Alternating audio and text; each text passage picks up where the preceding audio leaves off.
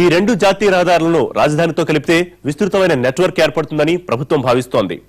జాతీయ రహదారుల వెంబడి ఇప్పటికే మౌలిక సదుపాయాలున్నాయి. దీంతో ఈ ప్రాంతంలో పారిశ్రామిక వాడలు, ప్రత్యేక ఆర్థిక మండళ్లు ఏర్పాటు చేయడం తేలికని ప్రభుత్వం భావిస్తోంది.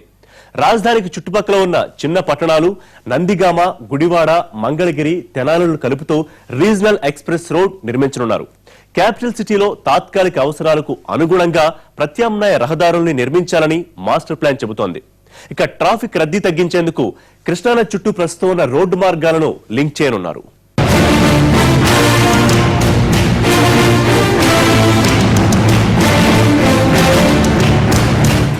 ఇక రాజధాని అంతర్జాతీయ నగరాలతో కలిపేందుకు వీలుగా నగరానికి 30 కిలోమీటర్ల దూరంలో ఉన్న గన్నవరం ఎయిర్పోర్ట్ ను అంతర్జాతీయ స్థాయికి పెంచడంతో పాటు భవిష్యత్ అవసరాలను దృష్టిలో పెట్టుకుని మంగళగిరి వద్ద 5,000 ఎకరాల్లో కొత్త విమానాశ్రయాన్ని నిర్మించాలని మాస్టర్ ప్లాన్ చెబుతోంది. విజయవాడకు దగ్గరలో ఉన్న మచిలీపట్నం పోర్టుతో పాటు వాడరేవును పోర్టుగా అభివృద్ధి చేసి కృష్ణానది ద్వారా సరుకు రవాణా చేసే ప్రతిపాదనలు సిద్ధమయ్యాయి. విజయవాడ, గుంటూరు మధ్య ప్రవహిస్తున్న కృష్ణానదిపై 5 బ్రిడ్జిలు నిర్మించాలని మాస్టర్ ప్లాన్ చెబుతోంది. గతంలో 6 బ్రిడ్జిలు కట్టాలనుకున్న రింగు రోడ్లను 3 నుంచి 2కు తగ్గించడంతో ఈ పరిస్థితి ఏర్పడింది.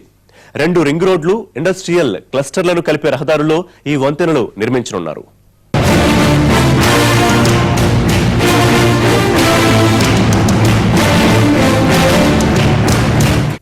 ప్రభుత్వ లక్ష్యానికి అనుగుణంగా రాజధానికి భూ సమీకరణ దాదాపుగా పూర్తయింది.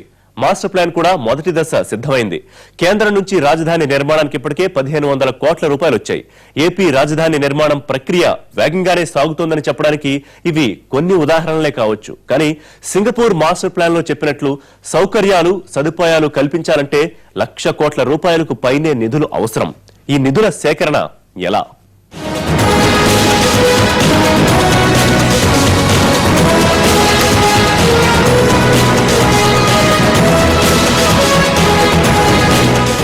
రాజధాని నగరాన్ని ఎంపిక చేయడానికి ముందే మన దేశంతో పాటు విదేశాల్లోని కొన్ని ప్రముఖ నగరాలపై అధ్యయనం చేసిన సర్కార్ ఆయా నగరాలు ఎదుర్కొంటున్న సమస్యలపై నివేదిక రూపొందించింది.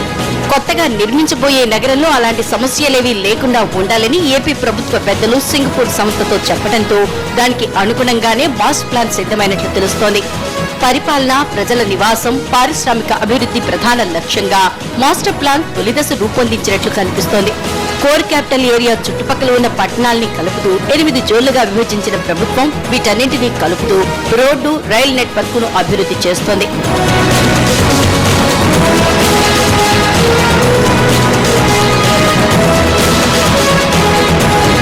ప్రస్తుతం రాజధాని ప్రాంతంలో వ్యవసాయ భూములే ఎక్కువ. ప్రజలు కూడా వ్యవసాయం మీద ఆధారపడిన వారే.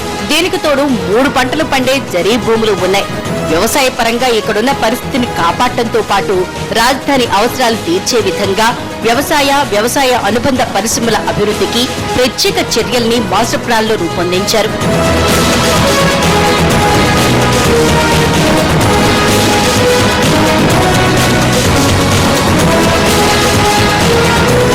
కృష్ణా నది ఒడ్డున ప్రత్యేకంగా సీడ్ క్యాపిటల్ ని డెవలప్ చేయాలని ప్రభుత్వం నిర్ణయించింది. ఉత్పత్తుల్ని మార్కెట్ చేసుకునేందుకు వీలుగా ఎయిర్పోర్ట్లు, నౌకాశ్రయాలతో ఈ ప్రాంతాన్ని కలుపుతున్నారు. రాజధాని నగరంలో గుంటూరు, కృష్ణా జిల్లాల మధ్య వారధిగా ఉన్న కృష్ణా నదిపై 6 వంతెనలు రానున్నాయి. జాతీయ రహదారిని కలపడంతో పాటు రింగ్ రోడ్, బైపాస్ రోడ్ నిర్మాణంలో భాగంగా ఈ వంతెనలు నిర్మించబోతున్నారు. నందిగామ, సత్తెనపల్లి, గుడివాడ, తెనాలి మధ్య కొత్తగా రైలు మార్గాల్ని నియమించాలని మాస్టర్ ప్లాన్ లో నిర్ణయించారు. విజయవాడ, హైదరాబాద్, విజయవాడ, చెన్నై మధ్య హై స్పీడ్ రైళ్లను ప్రవేశపెట్టున్నారు. రాజధాని నిర్మాణానికి కేంద్ర నిధుల్ని వీలైనంత ఎక్కువగా రాబట్టుకోవాలని రాష్ట్ర ప్రభుత్వం భావిస్తోంది. దీంతో పాటు ప్రభుత్వ, ప్రైవేట్ భాగస్వామ్యంలోనూ నిర్మాణాలు కొనసాగనున్నాయి. మౌలిక సదుపాయాల కల్పన, మాస్టర్ ప్లాన్ అమలు బాధ్యతను మాస్టర్ డెవలపర్ కు కట్టబెట్టాలని ప్రభుత్వం నిర్ణయించింది. మాస్టర్ డెవలప్మెంట్ కోసం అంతర్జాతీయ సంస్థలని టెండర్ పిలిచి ఆహ్వానించనున్నారు. ఇందులో ఎంపిక చేసిన సంస్థకు నిర్మాణ, నిర్వహణ బాధ్యతల్ని అప్పగించే అవకాశం ఉంది.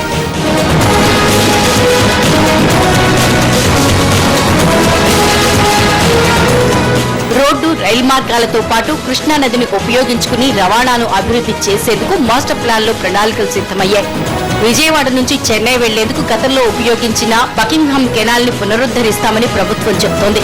దీంతో పాటు కృష్ణానది దక్షిణం నుంచి ఉత్తరం ప్రకాశం బ్యారేజ్ పక్కగా నౌకల ద్వారా సరుకు రవాణా చేసేందుకు వీలుగా ప్రత్యేక మార్గాన్ని ఏర్పాట్లు చేసే ఆలోచన ఉంది. మచిలీపట్నం పోర్ట్ ని లాజిస్టిక్ హబ్ గా డెవలప్ చేయడంతో పాటు బంకింగ్హామ్ కెనాల్ ని నిజాంపట్నం రేవ్ తో కలిపే ఆలోచన ఉంది. గన్నవరం విమానాశ్రయాన్ని ఇంటర్నేషనల్ ఎయిర్పోర్ట్ గా అభివృద్ధి చేయనున్నారు. రాజధాని 2వ దశ మాస్టర్ ప్లాన్ లో మంగళగిరి వద్ద 500 ఎకరాల్లో మరో విమానాశ్రయాన్ని నిర్మించే ఆలోచన ఉంది.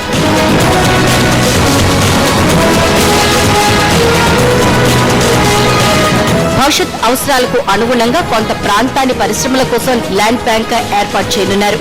రానున్న రోజుల్లో రాజధానికి వలసలు పెరిగినా భూములు, నిత్యావసర వస్తువులు సరఫరాకు ఎలాంటి ఇబ్బంది లేకుండా మాస్టర్ ప్లాన్ లో ప్రణాళికలు ఉన్నాయి.